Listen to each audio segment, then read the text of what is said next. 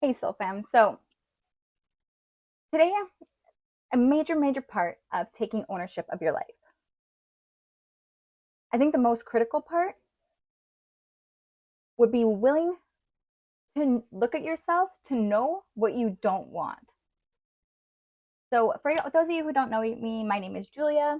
I talk a lot about taking radical ownership in your life, coping mechanisms, and ways to get yourself in alignment to a fulfilling life.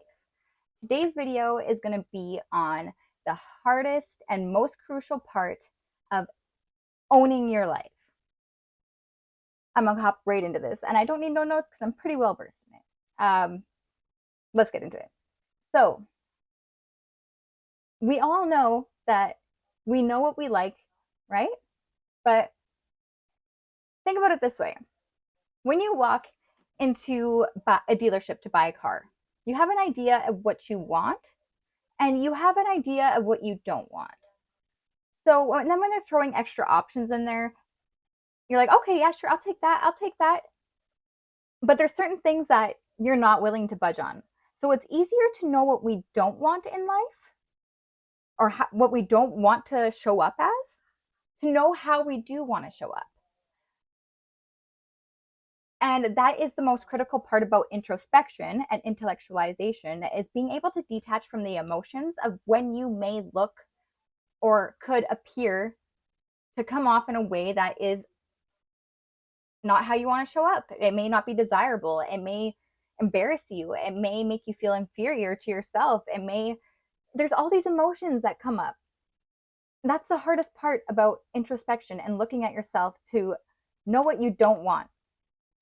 So for instance, when I was my first relationship, toxic, abusive, it was me that created an environment so hostile because I couldn't admit that my trust was broken and I didn't know to walk away. I mean, I was fairly young.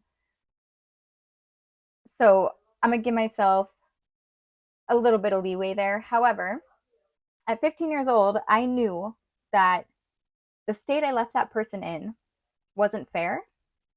And I had to be an adult going into my next relationship. So the next time that I am so betrayed, instead of sitting there in the relationship holding on to something that's broken, I consciously said to myself, I am never doing that again.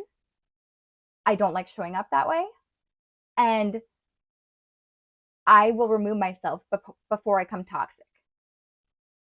So, taking a look at what we do as individuals in situations is so much better than having someone else call you out and then having to deal with the external emotions of being in that state of denial or feeling like you have to defend yourself.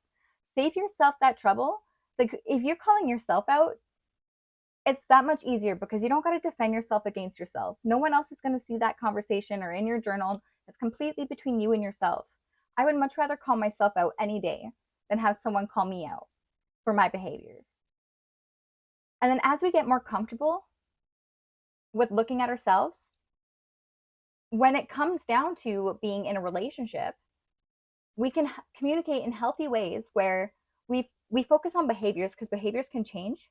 We don't focus on the experience because experiences can never change. You have to believe that people don't do things intentionally.